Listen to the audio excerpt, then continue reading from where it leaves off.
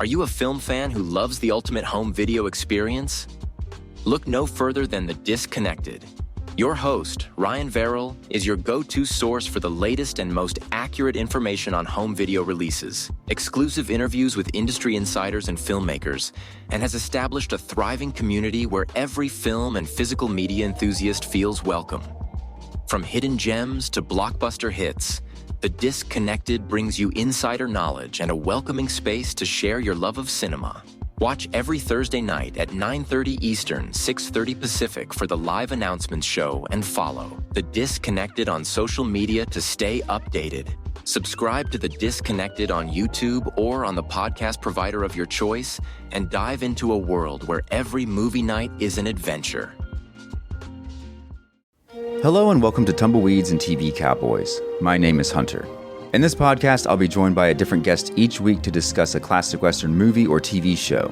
I've been a fan of classic Westerns for as long as I can remember, and in recent years, they've become very nostalgic for me. I love the aesthetic, the tropes, and I love seeing different filmmakers' takes on them. At their best, they're incredibly entertaining, rewatchable, and some of my all-time favorite movies are Westerns. We'll mostly focus on Western movies made in Hollywood, but we'll also be covering spaghetti Westerns, and one thing I'm very excited to get into are Western TV shows. I've got some amazing guests coming on the show, film professors, historians, and podcasters. And Tumbleweeds and TV Cowboys is part of the Someone's Favorite Productions podcast network, and many guests on the show will be from other shows on the network. Thanks for listening. If you're looking for more horror outside of the mainstream, look no further than Unsung Horrors, a podcast about underseen horror movies. I'm Lance. And I'm Erica. Every other week, we'll cover a horror movie with fewer than 1,000 views on Letterboxd. We'll even give you double feature recommendations to pair with the movies we discuss. From gothic to shot on video, from slashers to comedies, from giallo to J-horror, we'll cover all the subgenres. So join us as we unearth these hidden gems of horror. Follow us on Instagram, Twitter, and Facebook, all at Unsung Horrors, available wherever you listen to podcasts. And part of the Someone's Favorite Productions podcast network.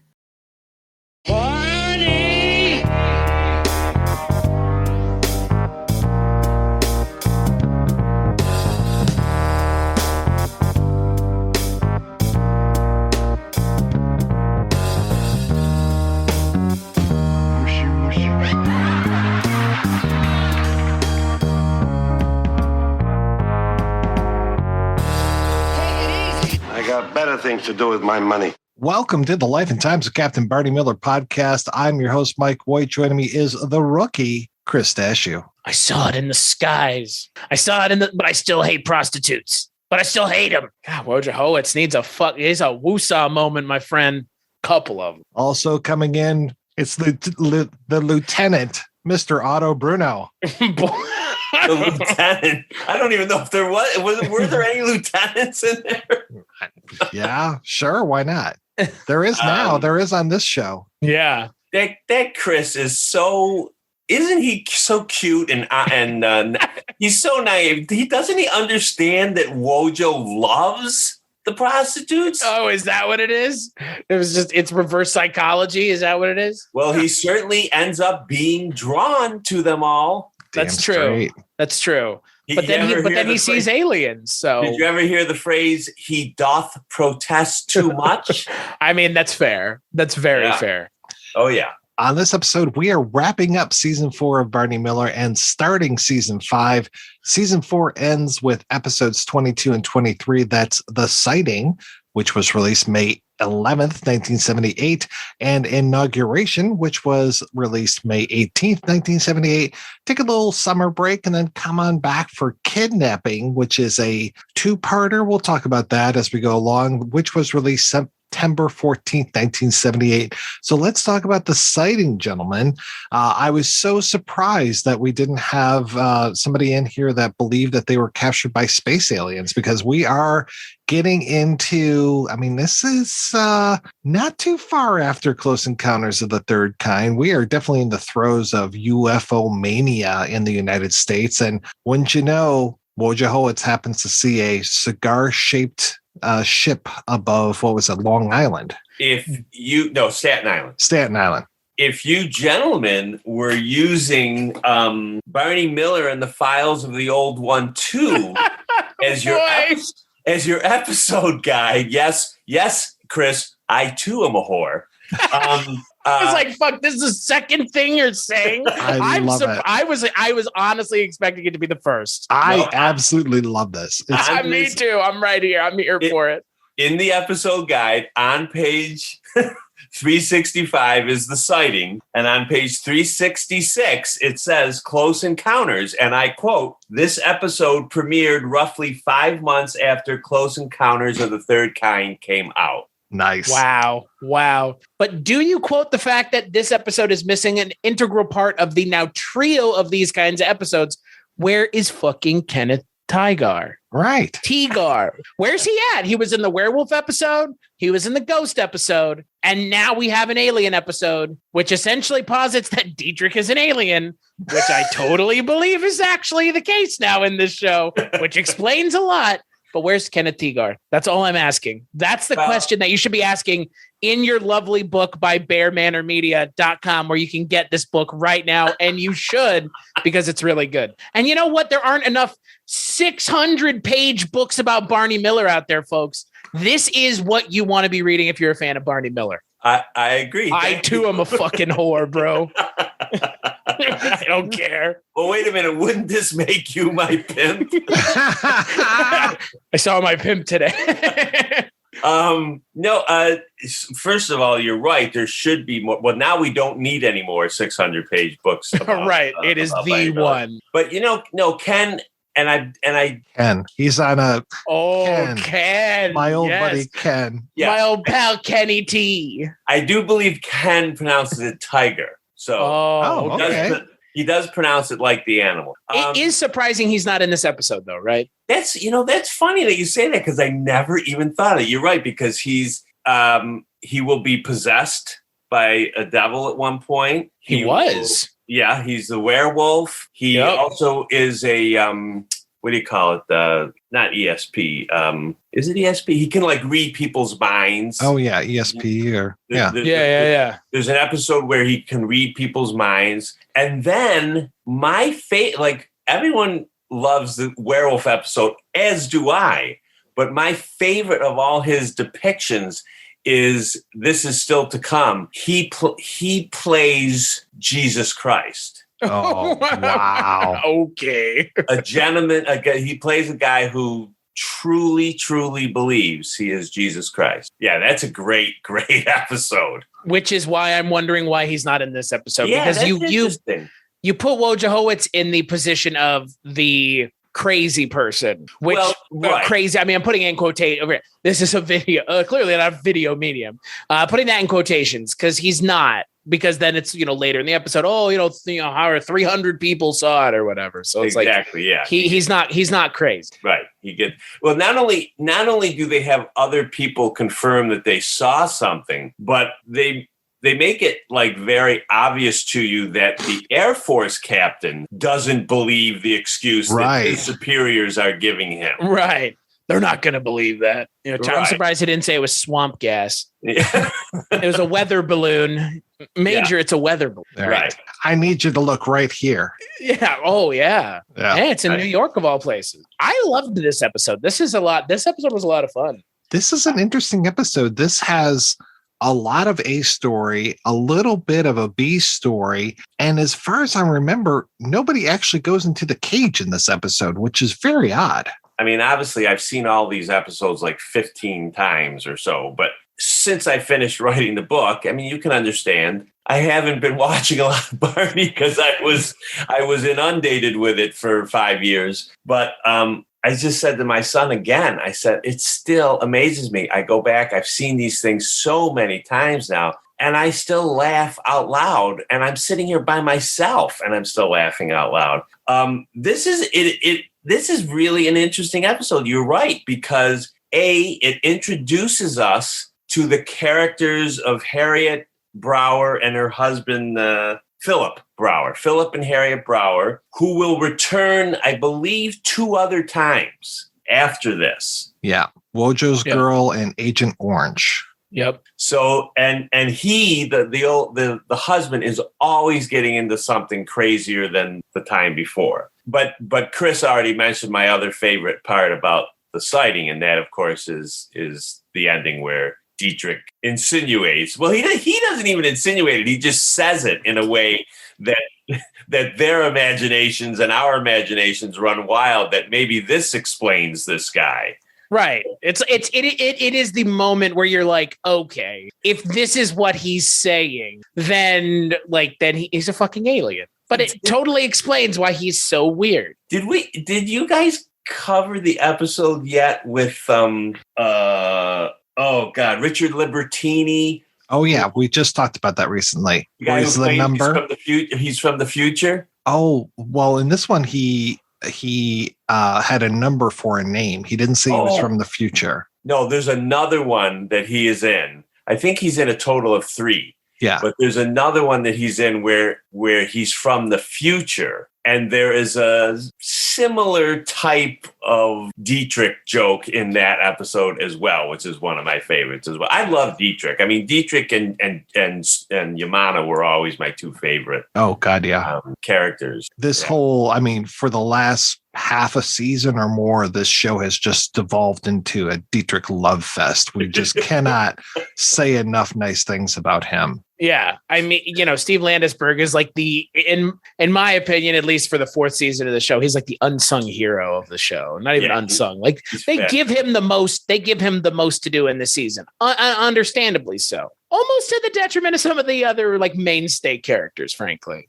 And as his wife, his widow said to me, she said, he had a lot of dialogue that he had to remember compared to those other guys, because he would go off on these long things. And he says, she says before that he had done improv and he had done stand-up. So it was kind of a new thing for him, but he loved it. He loved it. We should probably also say about the Brower couple that both Doris Roberts and Peter Hobbs have been on the show before, though not together.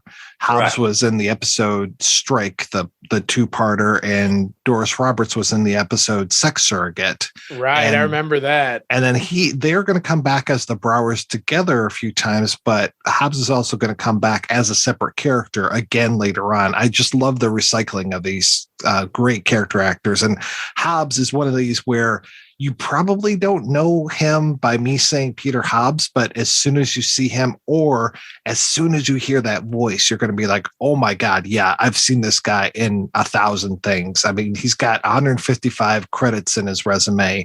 And of course, I think hopefully even in 2022, people immediately know Doris Roberts. I mean, of course, she had a real push later on in life with things like Grandma's Boy and Everybody Loves Raymond.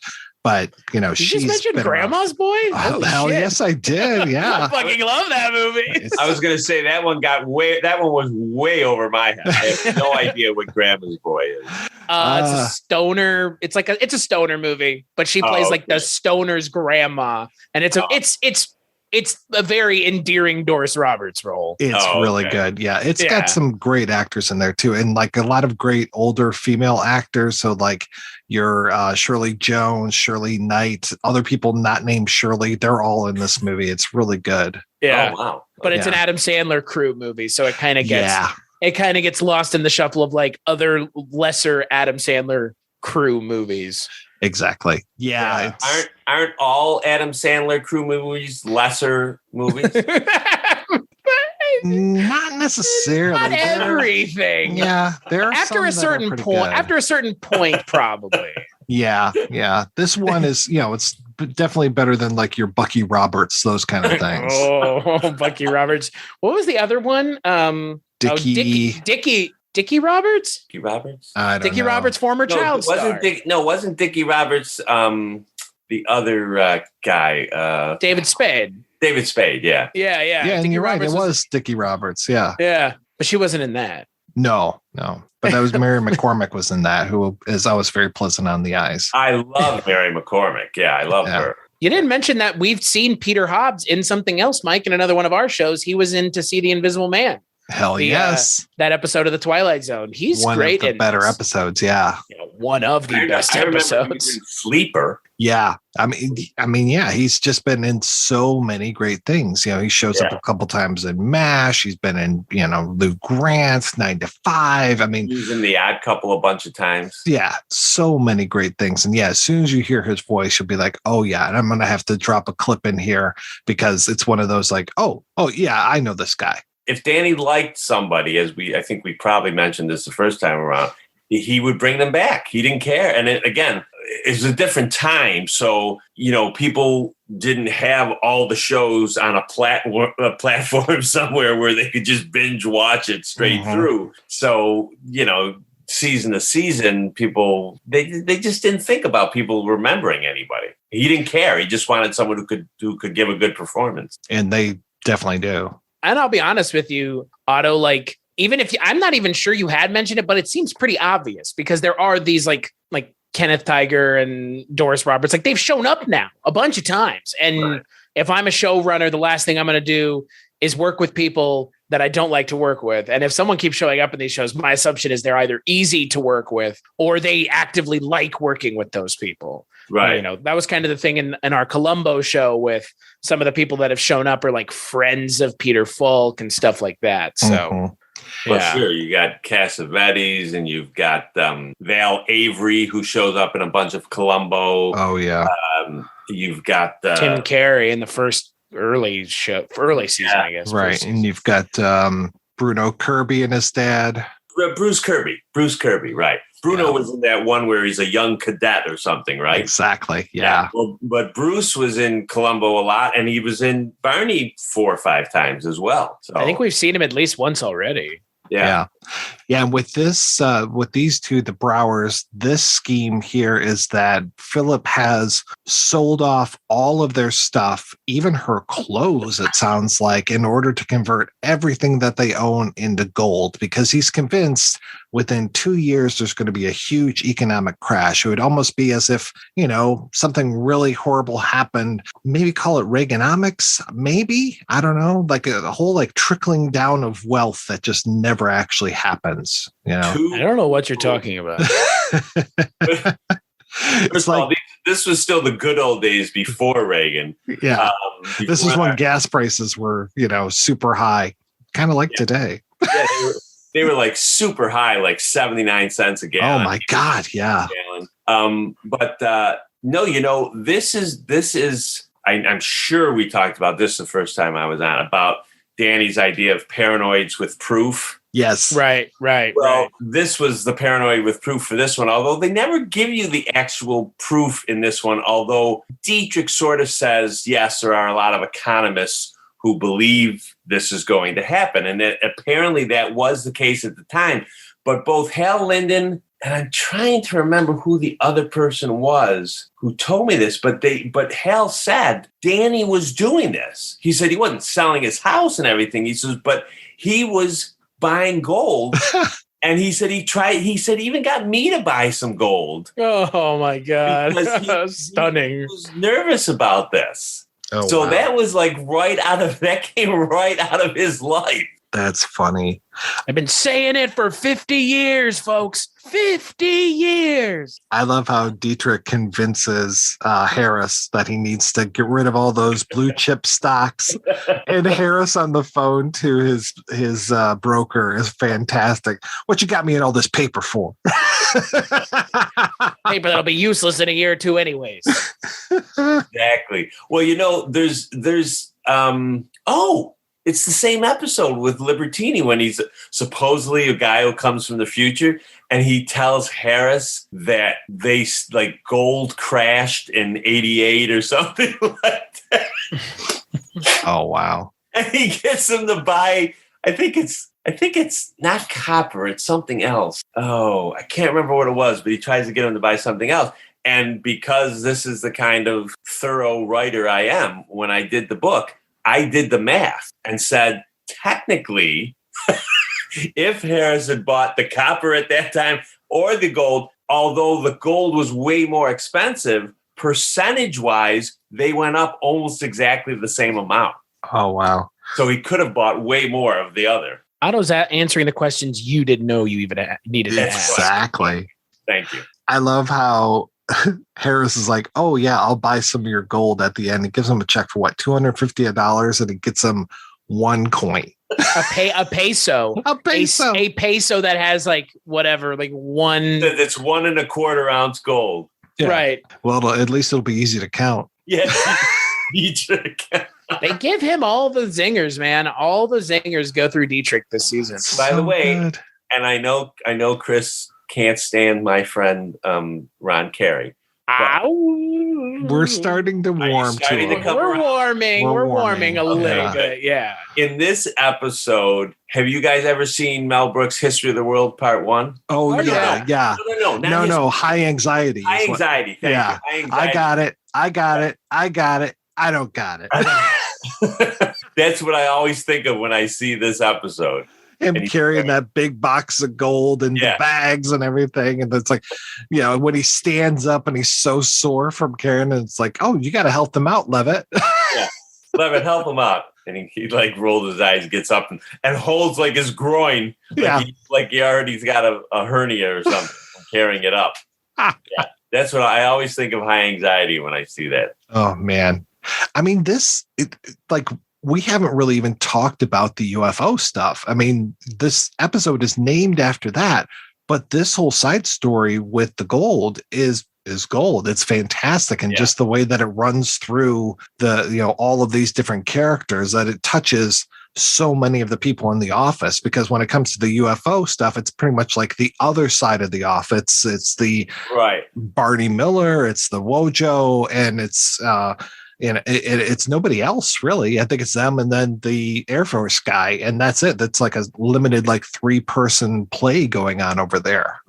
Right. Yeah, and the it's there's really not as much inherent humor in it. I mean, the only humor is the fact that he might have seen a UFO, and everyone thinks that's so funny. And of course, now at almost 60 years of age, I think, why did we think all these people who said they saw UFOs, why did we all assume that those people are nuts while there's billions of people in the world believing that there's these various old men in the sky that they believe that are controlling their lives, and no one blinks about that. But so it's really, there's not as much inherent funny material there. It's just Wojo trying to deal with this obviously condescending Air Force guy. And they get a lot of mileage out of the Air Force guy's hat.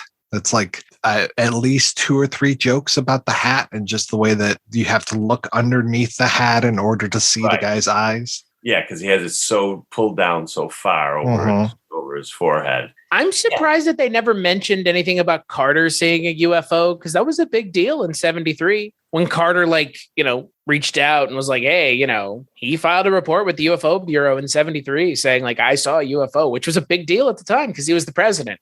So it's kind of weird that they are treating it this way. But at the same time, as someone who has their own show about these kinds of things, it's not surprising because it is now just recently that the public tide has turned where people aren't seen as nuts or crazy or psychotic because they've seen UFOs. I mean, some people get branded psychotic or drunks or attention seekers for their entire lives. They used to for reporting, UFO sighting. Right. Well, I mean, right now with the air, it's like there's a lot of crazy things that people believe. Believing in UFOs ain't that crazy anymore in a lot of ways. It's not. And not only that, but believing in other groups of sentient beings out there is one of the few hopeful things we have going for us. Exactly. Yeah. I mean, unless they came into contact with us and realized that, zip, goodbye. Yeah. Well, haven't you already seen the jokes and people like, oh, now we know why they keep passing us by all these years? Because That's fair, because we would be laughing at them. We would be laughing at the people who saw them like they do with poor Wojciechowicz. Yeah. So let's move on to the episode Inauguration. So this, at first, when I saw the title, I was just like, Inauguration? This is too far from the election of 1980. But no, this is actually the election of Ed Koch, who was for me, he's the mayor of New York. He was the mayor when I was kind of realized what New York City was, and just his whole policies, that whole how am I doing kind of thing, him showing up on Saturday Night Live. It was just like, okay, yeah, Ed Koch, America's mayor kind of thing. Right. Definitely a lot better than Rudy Giuliani. But not Fiorello LaGuardia, because he came into my bedroom last night and he talked to me for 45 minutes. Oh, wow. I am jealous of that, because I'd love to talk to the little flower. Oh, what is that? Goes to the second one, right? Second Ghostbusters, isn't it? Oh, is that why I don't know it? Because that is why you don't know it. I was like, I realized there towards the end of it, I was like, Mike's not going to know this because this is Ghostbusters 2. The lesser Ghostbusters 2. I've seen Ghostbusters 1 more than once. God damn. Oh, my heart. Rough crowd here. But I am quite familiar with Fiorello LaGuardia. Well, that's what I think the mayor from the first movie says. He's like, Fiorello LaGuardia came into my bedroom last night and talked to me for 45 minutes. And he's been dead for 30 years. Yeah. Hey, you know what, though? I will say this much about this episode. It's a fun episode. It's a fun follow-up to the last one. It's in that same vein and tone of the last one. There's a lot of stuff going on in this episode. Oh, my God. Let's try to break it down a little bit. So the name of the episode, Inauguration, this is about Koch coming into the office. So all of the loonies are being rounded up, and we're trying to investigate all of these threats that are being made against Koch as the inauguration is just about to be underway. So we've got Harris. He's working the inauguration and he gets a job offer, which he takes and then rescinds. And there's a lot of tension between him and Wojo about this, and a little bit with Barney as well. Yeah. We've got Basil Hoffman as Alan Corbel, who is one of my favorite character actors. Chris, we're going to see him in the Bye Bye Sky High IQ case later on when we talk about it on Columbo, which is a great episode in my mind. We've got the old lady, is it Florence Hallop that comes in, Evelyn Hawley, who we've seen many times before. We talk about reusing character actors. So she comes in, she's writing death threats to Koch in crayon, or she's got the stationery with skull and crossbones on it. So she just constantly is writing poison pen letters. Trying to get his attention. Yeah, well, it's a great letterhead if you're going to do that. Yeah. We've got Philip Sterling coming in here, and I'm trying to remember what his deal was. He's Noel Cady. He believes that he's the people's mayor. That's right. Right. The duly appointed people's mayor. Right. And then we have the introduction of a guy who's going to be a regular character on the show, Officer Zatelli, Dino Natali, who we didn't mention last episode, but we did mention in our last Life and Times of Barney Miller, and I think maybe even the episode before that. Jack Sue has been out of the picture, and we've had these kind of replacements going on. There's no replacement at his desk this time other than Levitt, and he worked the desk last time. He's working the desk this time. He's wearing one of these like Herb Tarlick type jackets, which is fantastic. And Zatelli is filling in for Levitt, and so Levitt has to just lay into him and teach him the ropes, as it were, do everything the Levitt way, which is a pretty great running gag in this. Right. And Zatelli will later on in the following season his character has he's part of a very important plot line that I won't give away right now, but it's one of the better, more progressive things, storylines in Barney Miller. But first of all, the whole thing with Levitt and that suit coat. Oh. Now that's a good one, Herb Tarlick. I didn't think of Herb Tarlick. I thought of it reminded me of something out of Guys and Dolls. Oh, I can see that. But the other thing that I don't know if it was in this episode or the episode before, but when Levitt comes in with the coat and the hat, he reminded me of an old cartoon from when I was a kid called Inch High Private Eye. I don't know if you've ever seen this, but there was a Saturday morning Hanna-Barbera cartoon called Inch High Private Eye, and he was an inch high. I mean, it was, Yeah. So we didn't ask questions. We just watched it. But he always, the look of him in that, because he's with the hat and everything, it just reminds me of that. Poor Lovett. This is the beginning of his real, he wanted that promotion. And as you will see for the rest of the run of the show until the end, he will get continually yanked up and down, back and forth when they need extra help. Although, once Sue leaves, there will be other short-term people that come in, but no one ever takes his place. No one lasts, in essence, the way it turns out is that Dietrich replaces, in the end, both Fish and Yamana. Which makes sense. We've talked about this on the show before, that Landisberg's style of humor, the dry delivery that he has, is very similar to both of those, especially Jack Sue, especially Yamana, right, with the little zingers and stuff. And I think it's almost like if Yamana got a promotion and just was like around more, because Nick is a little bit more in the background compared to Dietrich. Dietrich seems to be more foregrounded a lot of times. Right.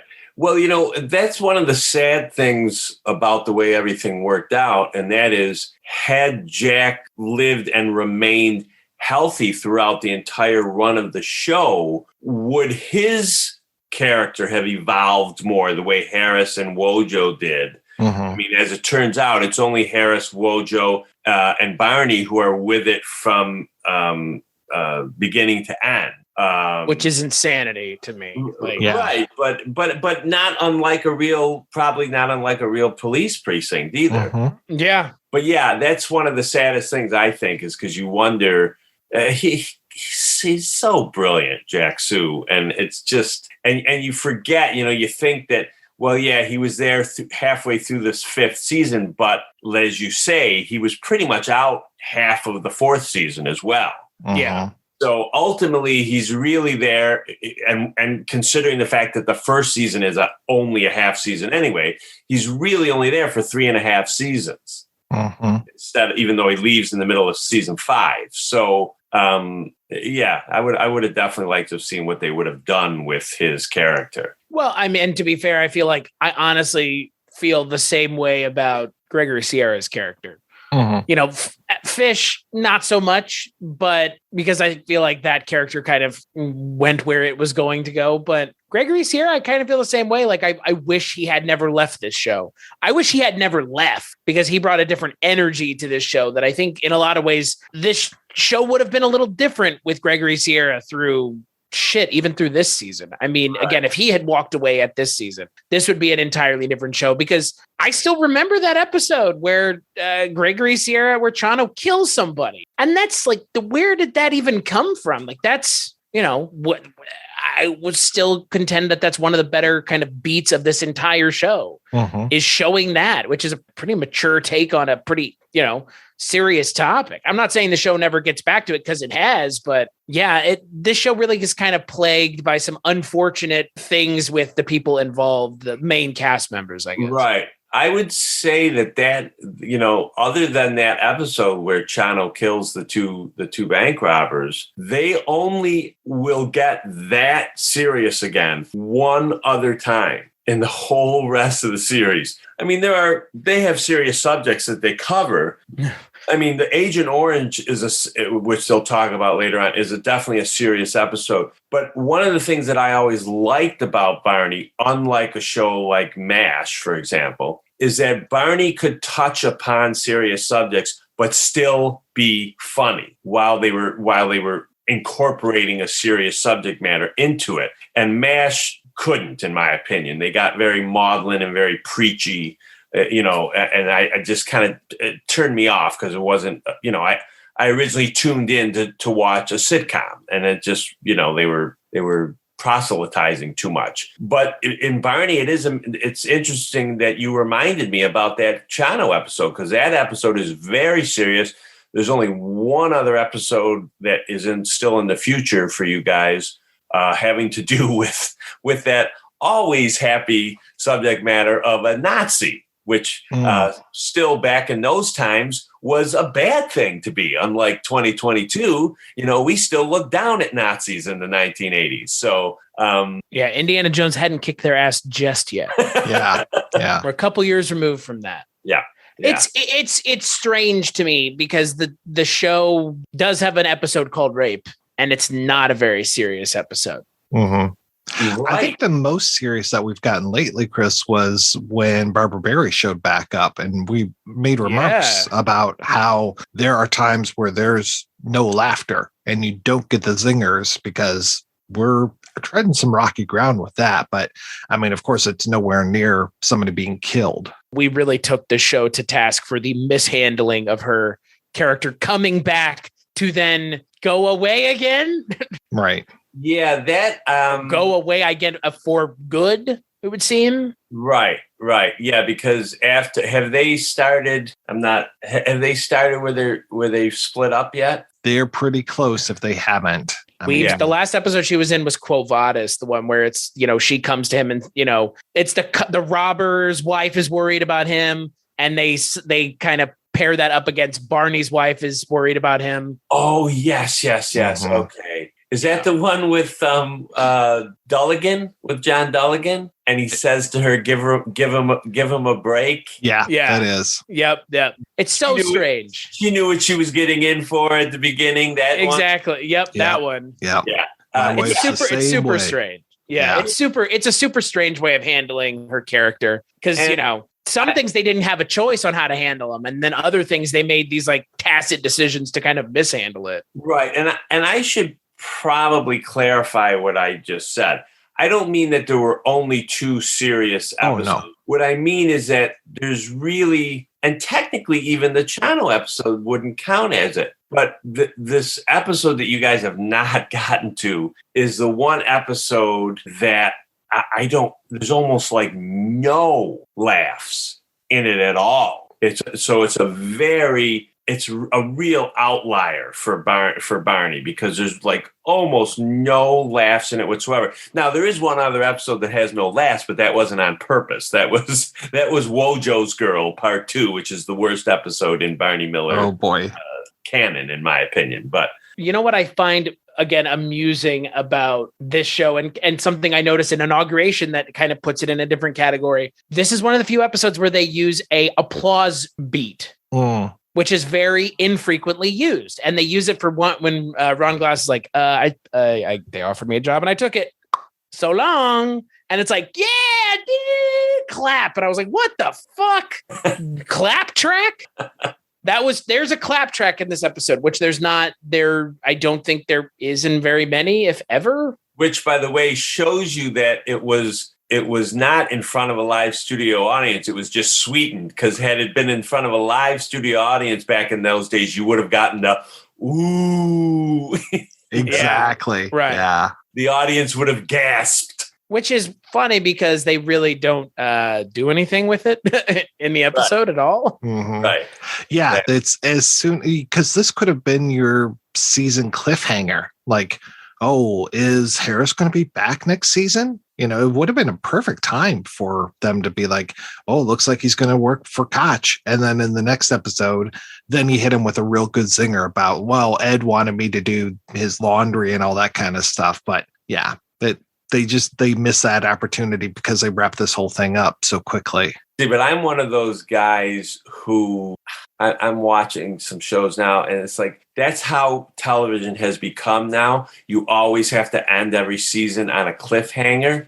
Right. And because I grew up in a different time, I find that to be extremely annoying and like manipulative, and it kind of pisses me off. So I like to have, it's a sitcom world. I don't expect it to be real. I like things, wrapped up at the end, even though Barney has a lot of open-ended things where they say, that's what it is. We're not really going to have an answer for it. It's just the way things work. I don't have a problem with that kind of stuff, but this constant manipulation that goes on in television now, and there's some great shows, but it's just constantly, everything's they're hanging by a string. I mean, it's like the old serials in the 30s, He didn't get out of the cockadoodie car. Exactly. Yeah. So, but that's just my own personal.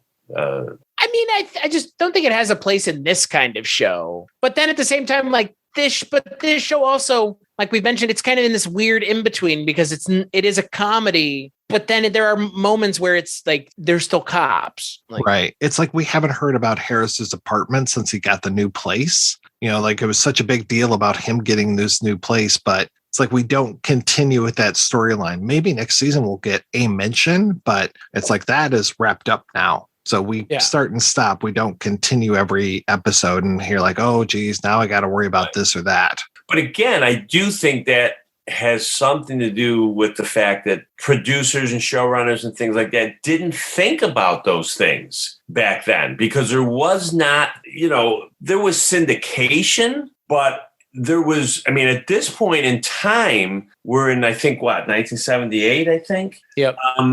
The VCRs and those things are just coming out.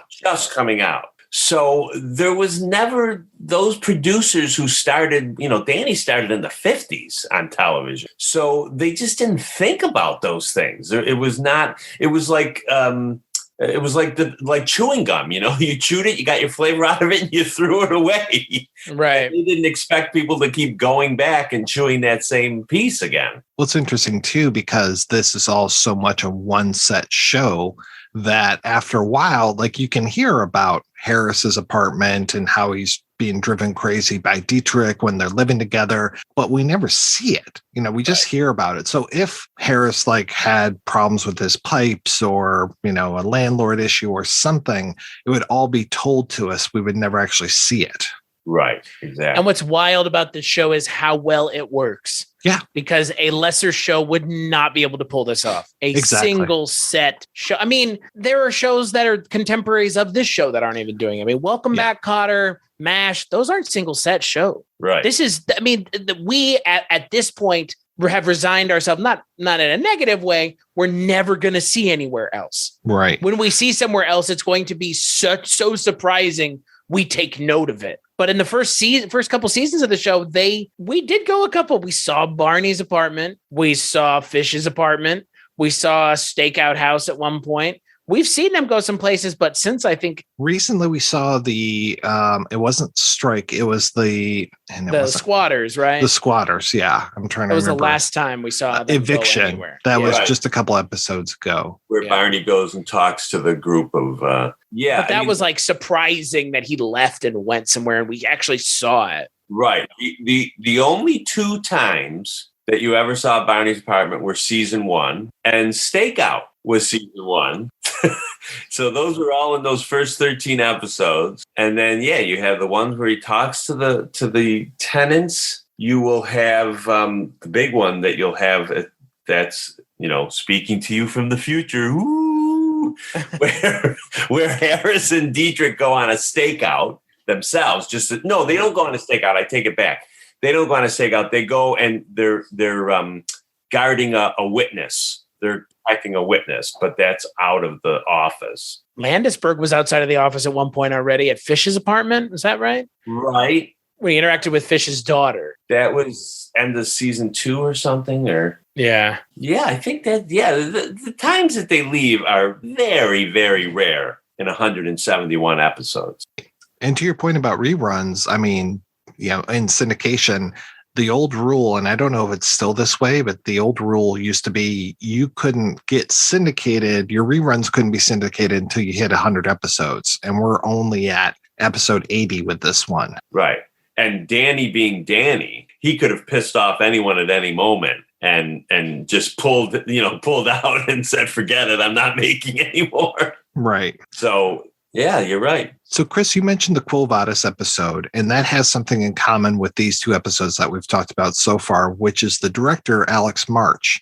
And as far as I know, and please correct me, Otto, since you are, the man from the future, I don't think that Alex March had directed any episodes before that, and I don't think he's going to direct any more after it. It becomes really like, Noam Pitlick has already been like the man, but I think the next 2 seasons are almost exclusively directed by Noam Pitlick. I think there's another Max Scale episode out there, couple of them, but almost everything else is Pitlick. Yeah, I couldn't find much of anything on Alex March when I was doing the research, and I can definitely confirm that going forward, Pitlick only becomes more important and more integral to that group.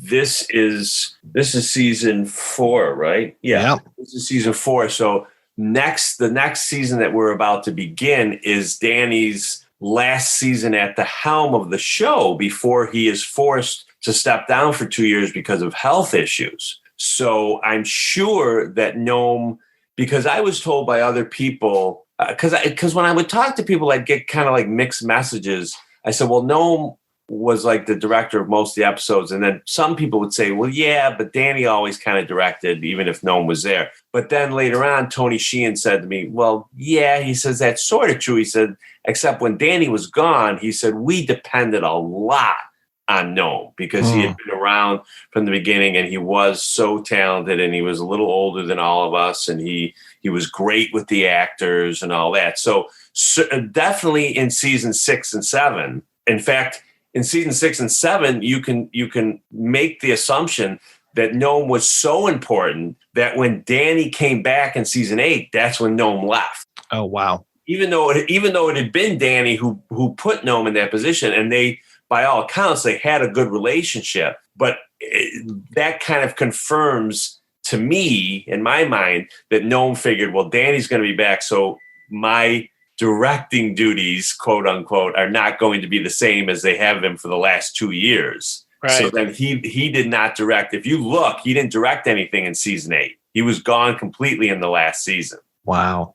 So yeah, season 6 and 7, he was extremely important. And season 5, my guess would be that he was starting to take over, starting to have a little more autonomy in that area than he had previously. So let's talk about the beginning of season 5, which I said before, this is a 2-parter, but this is not like the 2-parters that we've had before for like strike and eviction. I thought that something was wrong at first when I was watching this episode because I was like, wait a second, they didn't take a break. This episode feels kind of long. What's going on? Like, where's the credits? Did I miss the credits? What's happening? But so this was it's a 2-parter in syndication, but the reality is it was a single hour episode that opened. It was a season premiere episode and they opened with a special 1-hour episode. And when I was doing the research, I wasn't sure about it either. And I tracked down that TV guide so that I could confirm that it was a 1-hour episode that week. And that's what it was. So it was a season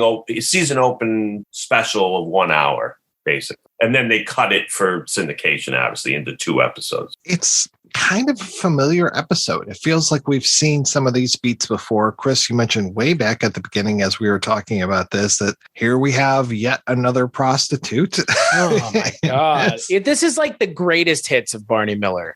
Like you could show this singular episode to someone and be like, this is the show. And if someone was into it with this episode, be like, oh, go check out some more. But if they didn't get it, like you probably don't need to watch anymore because it kind of has like a lot of the beats. There's like a big overall beat, but then there's like the smaller sex worker thing. And then there's the hitting on one of the characters thing, which kind of happens from time to time. It kind of has all, and then it has a guy in the cell as well. It kind of has everything. If this is a way you open the season, the 5th season, like everybody must have been really happy because this is one of the better episodes of the show that we've seen, I think, period. Right. Even though if it goes a little Return of the King at the end and just the ending goes on forever. Some of those characters should have had an Irish goodbye and just fucking left. No, I don't need to listen to you on the way out. Just leave. Thank you. Goodbye. Well, it's interesting that Barry Youngfellow, who unfortunately just passed away back in March, I grew up watching her on It's a Living. It's a Living, yes. Yeah. And I'm watching this show and I'm just like, my God, why do I know this woman? Who, she's so familiar. And then finally I'm like, oh yeah, It's a Living. And she's fantastic on that. She's the one that plays the prostitute. And It's like Marsha. With the funny name. Marsha Dixon or Dixon Marsha. Dixon Marsha. Ha ha ha. I was like, holy shit, show for real. Yeah. And then they put a laugh track in when he says it. It said Ron Carey goes, Dixon Marsha. Ha ha ha ha. Chris, I never even thought of that till just now. I think you have a dirty mind. Right. Right. I thought she was going to be one of these prostitutes that we've seen before on the show, where it's the innocent woman who is trying to get more attention from her husband and ends up becoming a prostitute just so she can interact with people. One of those. But no, she's got a pimp. She's definitely, very, very much a professional working gal. So yeah, that was the only part about her thing that bothered me, was the pimp in the pink Cadillac. The pink Continental. It didn't strike me that she would have a pimp in a pink Continental. I wouldn't think so. No, she seems much more like an independent producer, and just, yeah, that was kind of weird. And yeah, of course, we've got Wojo being kind of a dick to her, but then of course, a dick. Yeah, very much a dick to her. But then of course, being nice towards the end, to the point where it's almost like, yeah, they're probably almost going on a date. So the main part of this, where we get our title from, Kidnapping, is from the owner of Siegel's department store being kidnapped. Mr.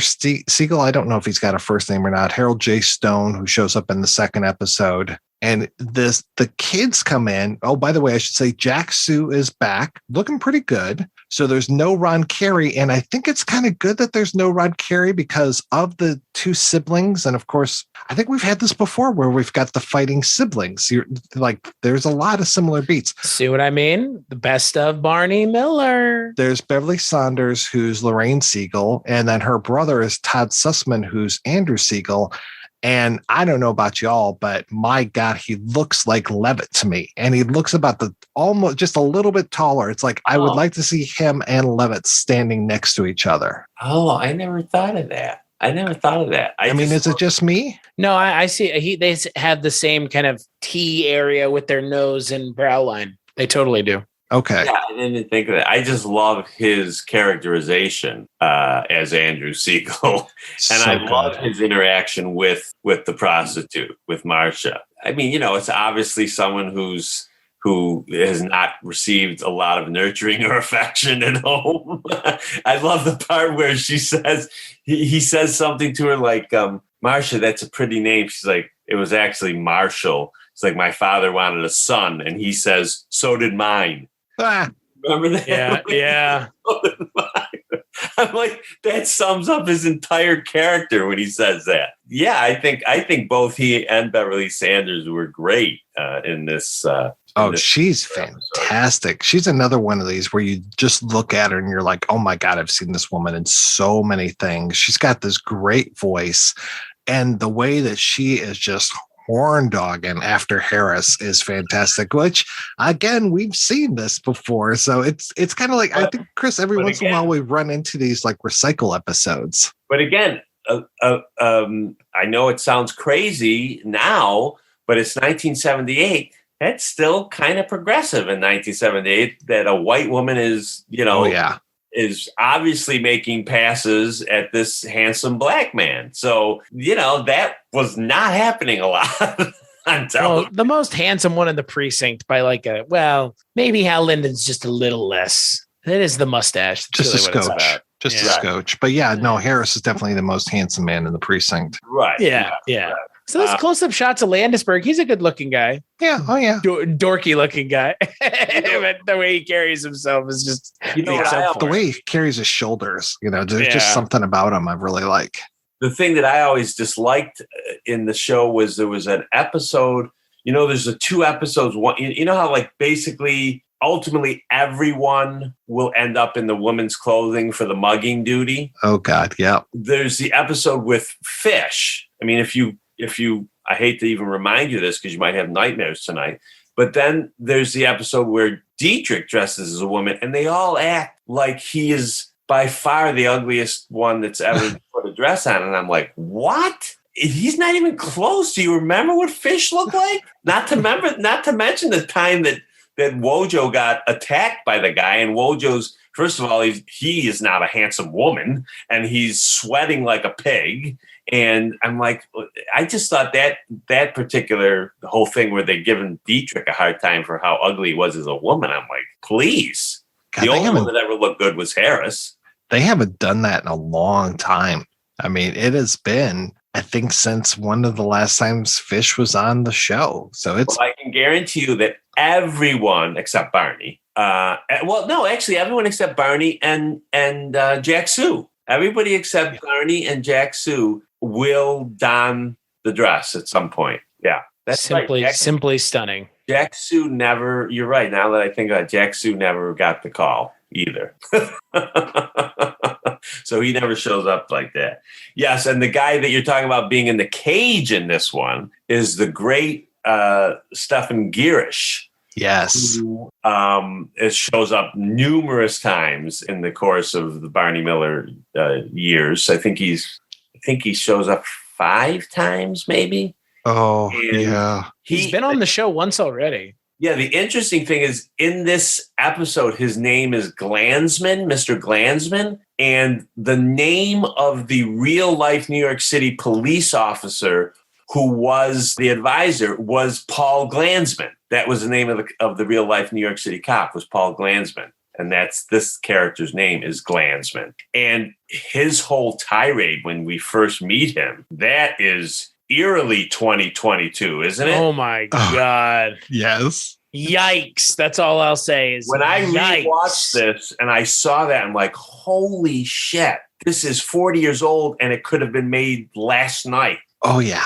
With his ranting and raving about not apologizing for being a white man and all this stuff. I'm like, oh my God. Middle-aged white man too, just so we know. Yeah. Middle-aged white man. Middle-aged white man, middle class. And then don't make any assumptions about me. Right. Then he says about Harris, I thought he was a looter. It's real bad. Yeah. He's a real doozy. I love when he's in the cage and Dietrich starts taunting him.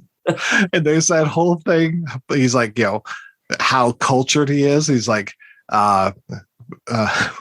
what's he say? Something about like, what kind of wine would you have with possum? Red. Well, no, that's the other guy. My bad. That's the Southern asshole. Oh, that's Fred Sadoff. That's Fred Sadoff, who's also in a number of Barneys as well. Yes. Also soon to be in a Rankin on Bass episode as well. Yes. Oh, really? Yeah. Okay. Yeah, and a Marco Polo musical, apparently. Mm-hmm. So, yeah, I'm sorry. I was mixing up one white asshole with another white asshole. Does Ralph Manza count as a white asshole? No. Don't. Ralph Manza is also great in this show. It's like his third time now. Third of like 7 or 8 times. Oh, yeah. This is the second and last time he plays somebody other than Mr. Roth. Oh, I love him so much. And I love just he's so old and so decrepit and he's got the arthritis and just can barely drive the car. Right. No, Ralph Manza's character of Mr. Roth, who I think you have seen already, but he'll come back, is probably my all-time favorite Barney character. I mean, when we're introduced to him as the shoplifter, and he said, "What made you think you could get away with it?" And he's like, "I'm blind. No one expects a blind guy to steal from you." I love him. Best. I love Ralph Manza. Absolutely love Ralph. I mean, we just saw him recently, or I was just editing that episode because I remember him walking down the hallway like he's escaping. Oh yeah. Or no, he didn't walk. There was a guy in a wheelchair, I think, that was trying to escape. Yeah. Oh yes. Yeah. Henry Slate. Yes. That's Henry Slate, that's his only time on Barney.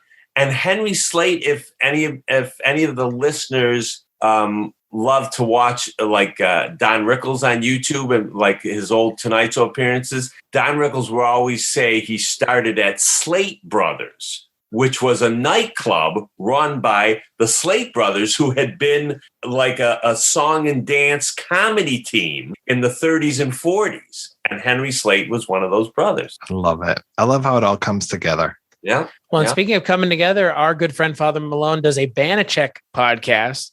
And Ralph Manza is on a fair amount of episodes of Banachek playing the same character. Jay. He's his driver, Jay. Yep. Nice. So, yeah. Hopefully he does a better job there than he does here protecting Banachek. Well, I mean, look at you see Ralph Manza. How good is he going to be protecting anybody? Yeah. Very good. The most useless of chauffeurs that can't do anything. He could be Levitt's father in terms of height. Oh, that's true. That's Right. true. Yeah. And hey, Luger's here. Fucking A, Luger's back, man. It's been a while. This is a fabulous Luger episode because it's one of those episodes where he literally has no real help to offer. He just makes Barney's job harder. Yes. Yeah. And Which, to be fair, is most of the time he does anything. well, it's like the FBI guy that shows up who has nothing to do. He's just like, well, if they cross state lines, then I can get involved. Right.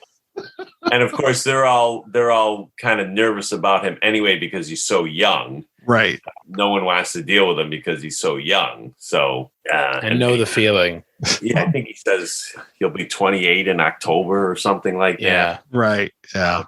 Well, is that the woman? She's like, how old is he? How old is he? Shut Right. up. Jesus. Yeah. Christ. I mean, what? You're almost that age, Chris? I'm 4 years older than that. Oh, wow. Holy shit. Yeah. So he's baby. That FBI agent's rather baby face. He's a baby face. Hey, baby face.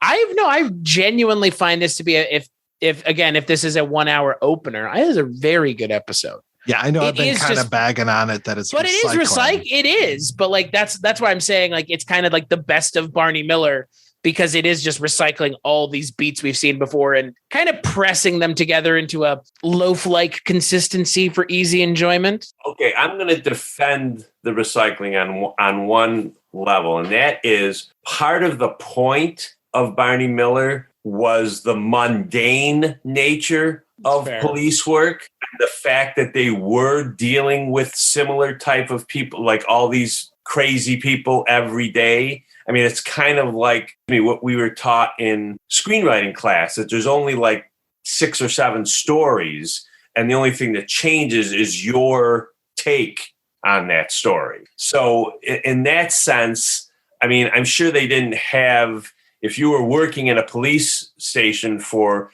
8 years, I'm sure you would not have seen a hooker only one time. You were going to see hookers over and over again in Greenwich Village in the 1970s.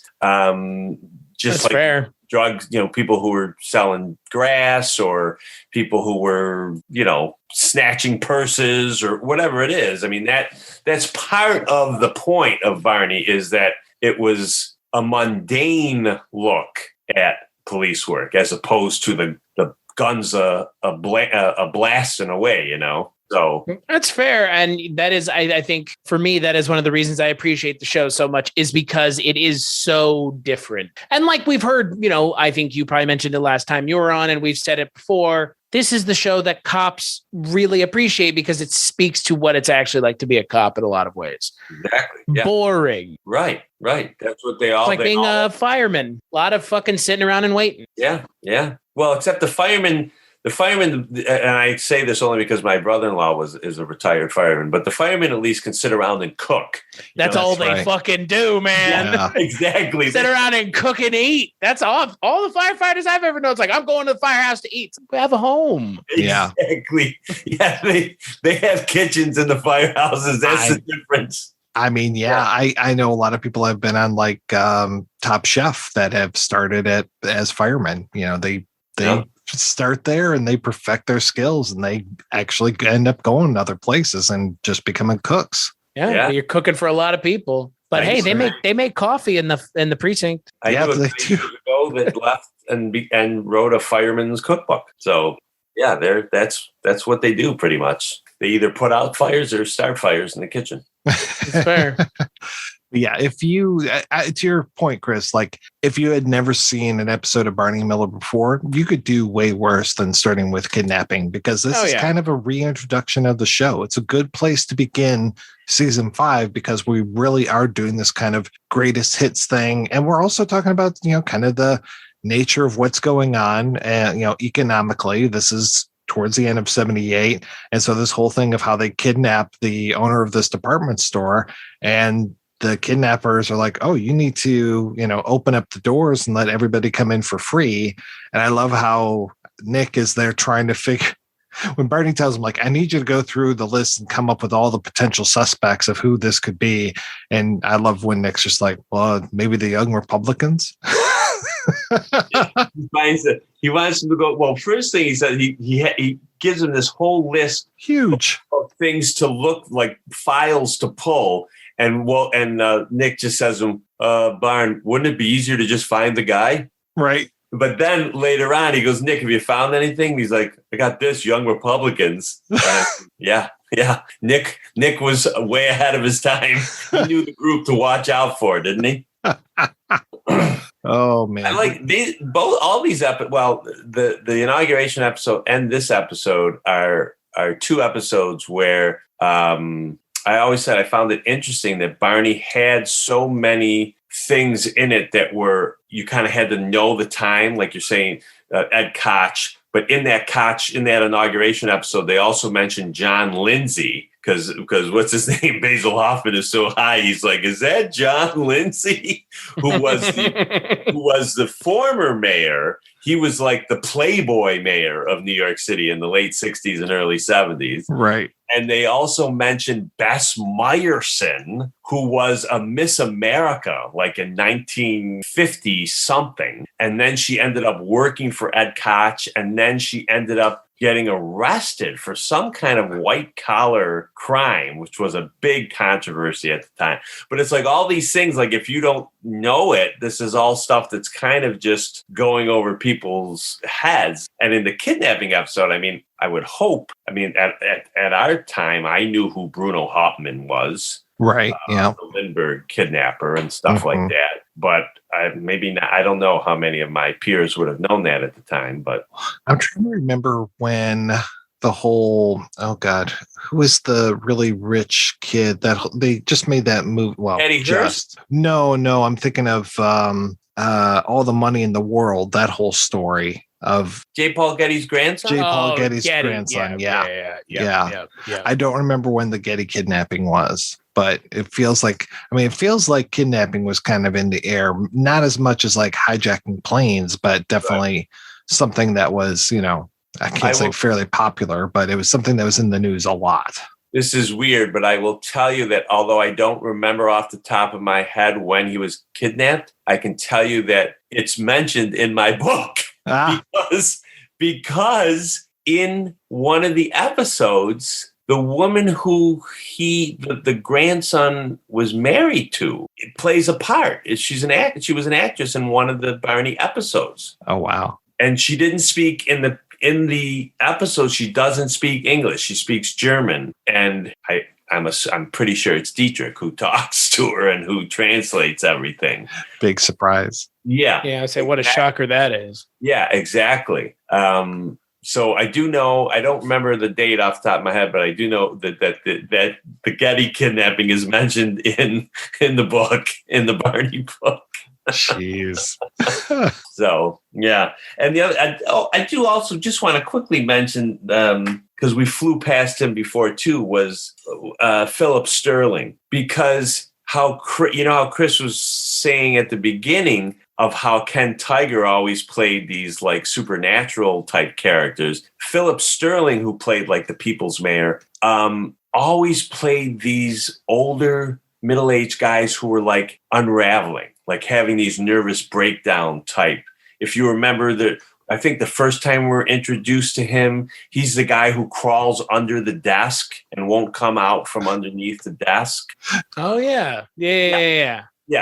And you'll see him again later on where he had been a hostage. And it's really, he always plays he plays a judge at one point who kind of snaps, but he always plays these characters who kind of like are losing their grasp on reality, but does so in such a kind of poignant and sympathetic way, Mm-hmm. So it's interesting how, yes, that's like real good old fashioned character actors who played the same kind of character, even if they weren't playing the same character. Right. Like in Peter Hobbs' case, Brower, he's always doing the same types of things, but he's still the same character. Whereas these other ones with Tiger and with Sterling, they're playing the same types of character, but they're not the same person. So it's like kind of a throwback to the old studio system of films where you had character actors who, that guy's going to play the gangster, that guy's going to play the farmer, that guy,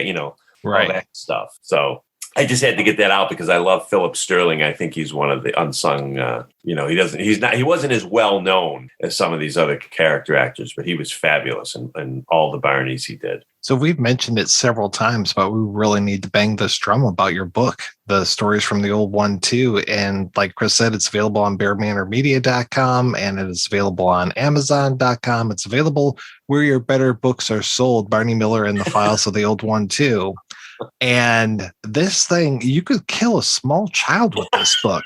It's a big old book, folks. Like I was saying, you're going to get your money's worth out of this one. Jesus, yeah. 600 pages. It's, that way you have something to protect you late at night when you're reading the book. And, you always have it handy to defend yourself. Or your show. If you love Barney Miller, you can, I'm opening to page 465. Well, the funny thing is, at the beginning of the research for this book, I was not intending on having a very big episode guide.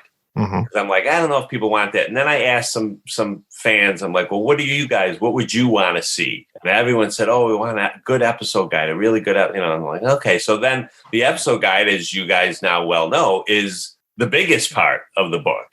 Right. Yeah. The stuff before the episode guide is like 200 and something pages, and the episode guide is like 300 and something pages. So, but I'm happily surprised that people have written to me or said on Facebook or, that they've been watching the show with the book. So they look at the episode guide after they watch the episode or before or whatever. I would hope you would read it after you watch the episode. I think we talked about this before where like with the Hash episode that we've all seen millions of times, I didn't want to put all the funny lines right in the episode guide. I put a couple, but I said in there, I'm like, I'm not going to write them all because you guys got to go just watch the episode, So, I've been happily surprised by the response so far. So that's good. All good. Yeah. Well, it's a fantastic book. I cannot read all of it because, like you just said, I'm saving so much of it here. We have to top off at season 5. We can't really dig too deep. So I'm hoping that we can have you back on a more regular basis, at least once a season, so you can correct all the bad things that we've said. But hopefully now we won't say anything bad because we've got your book as a guide. It's right there, man. It's right there. Yeah. All the answers are in my book. Not all the answers. Actually, the funny, that's the worst part now. It's all out there now. It's done. And now I think, oh, shit, I didn't say that. Or, oh, I should have mentioned that. Or, oh, I should have mentioned that. So you're going to release an amended version with an all-new introduction by the author. That would be up to the publisher. And I just don't see a second version of this coming out. But who knows? I don't know. 20th anniversary edition. Just going to wait 20 years. Yeah, we're what are we? We're 3 years away from 50th anniversary of the first episode. This year is the 40th anniversary of the end of the series. Wow. Because it ended in 82. So this is the 40th year of that. But it premiered in 75. So we still got 3 years before that date. So, well, I'll tell the publisher, Chris, that you might be willing to back that project. Yeah, back it. Well, you have the backing of the internet's favorite Barney Miller podcast. Yeah. Well, there you go. That's all I need. Perhaps the internet's only Barney Miller podcast. You're goddamn right. I think so. By the way, I've listened, and Mike knows that I've listened to a lot of the projection booth episodes. I haven't listened to the Rankin Bass yet because there's only really 3 or 4 Rankin Basses that I even care about.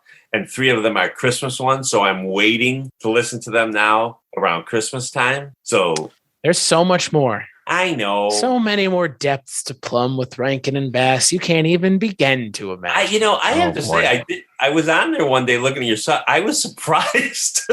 I mean, someone has written a book about Rankin and Bass stuff like you did for Barney Miller. Oh my God. All we knew was like Rudolph, Santa Claus coming to town, and is Frosty. Yeah. Yeah, Frosty. Yeah. That's all I knew and cared about. Then I never saw it when it first came out. It wasn't until years and years later that I saw the Mad Monster Party one.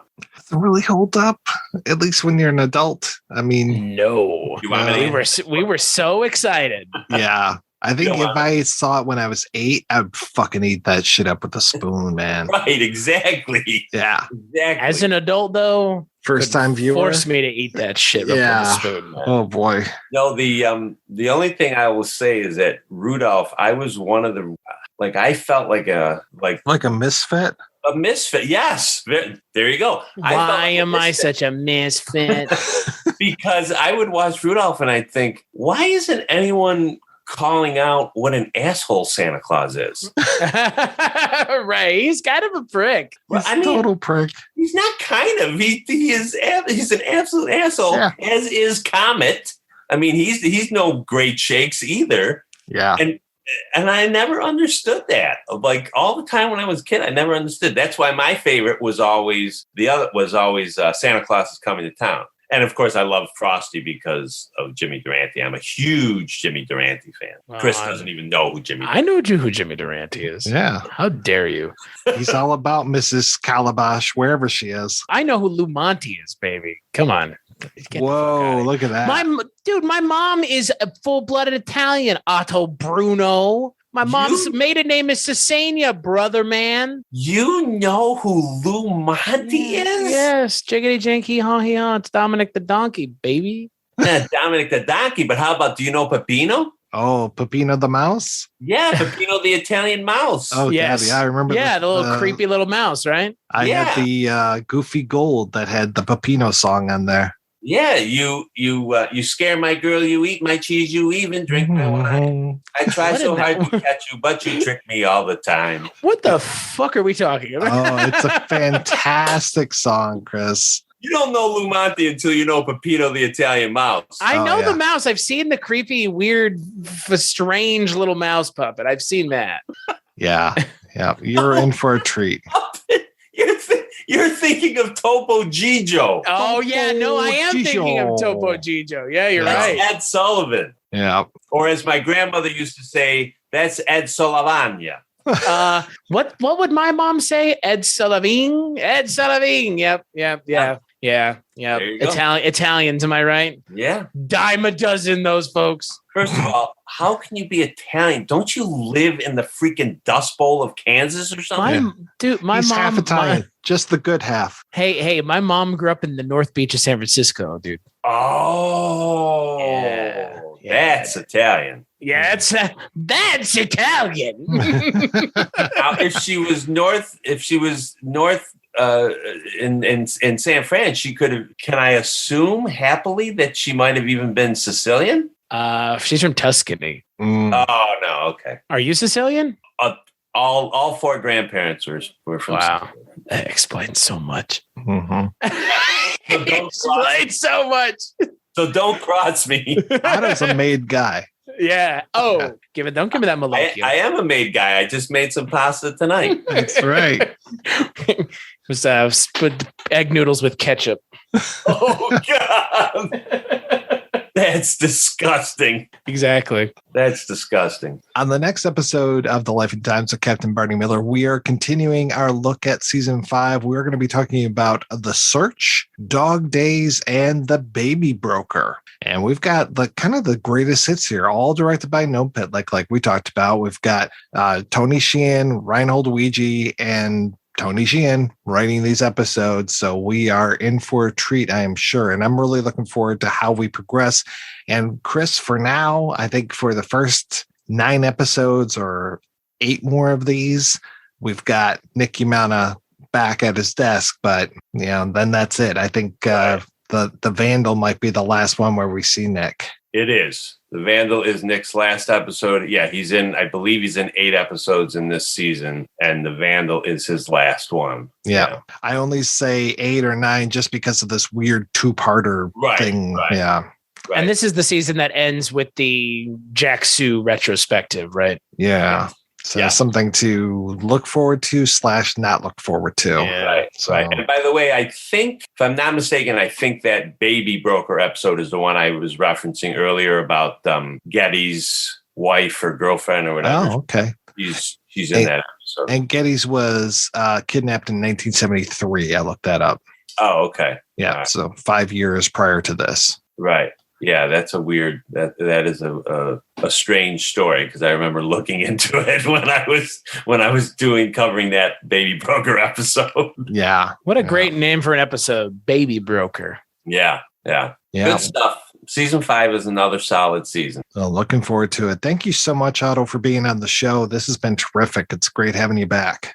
Thank you guys for having me. I love hanging out with you guys talking about this. Man, you know me. I love talking about Barney, and I have not tired of it. So anytime you want me back, I'm happy to drop in. Excellent. Well, we look forward to talking with you again, and definitely for sure we're going to get you on the projection booth next year. I don't know if Chris is ever going to have you on the Culture Cast. Probably not, but you never know. Cast, what are they, all 25? And then I'm like, I would be like a dinosaur, wouldn't I? I wouldn't even. I don't think there is anyone younger than me on that show. I think you're right. I think Begley's a little bit older than me. Cullen's probably between our ages. Richard, I can't remember how old Richard's older than you. That's right. Not by much, though, I don't think. Like the same thing with Mark. 53. I think Mark's only 2 years older than me. Yeah. Don't make assumptions. Yeah.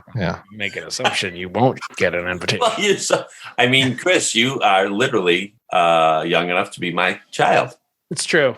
And in an alternate universe, that's how you are Topo Gigio in an alternate. You are Lou Monte in an alternate universe. Yeah. Little mouse. Well, Lou Monte, I don't mind. The Topo Gigio, I wasn't quite as taken with Topo Gigio as I was with Peppino. Signori e signori, io mi chiamo Peppino Suricilla. And what a moving yarn. Peppina, oh, you little mouse, so won't you go away?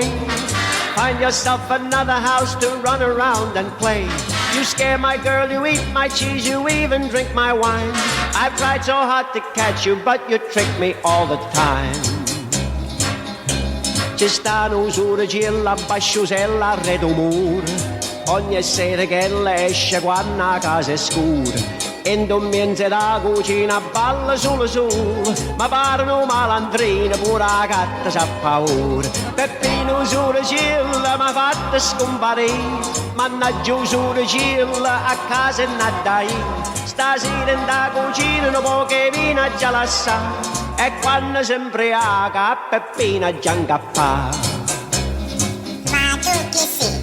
Siciliano? No, I'm a Calabrese, nut. The other night I called my girl, I asked her could we meet. I said let's go to my house, we could have a bite to eat.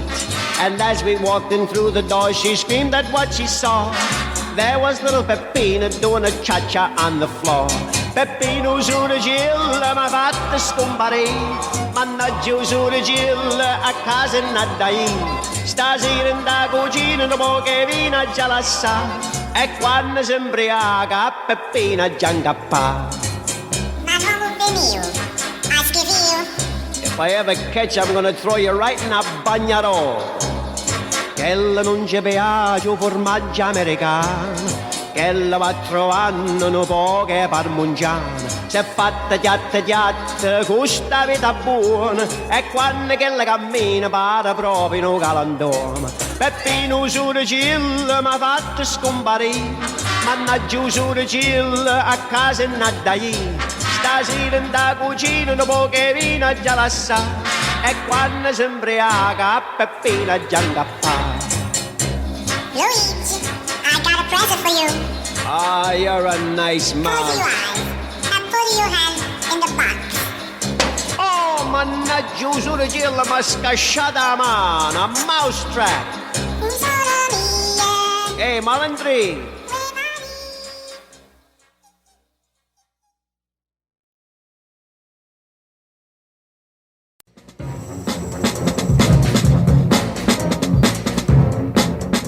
Hello, this is Aaron West. I am the author of the A24 New Wave. In this book, I look at A24's output and I make the argument that we are in a new wave movement right now.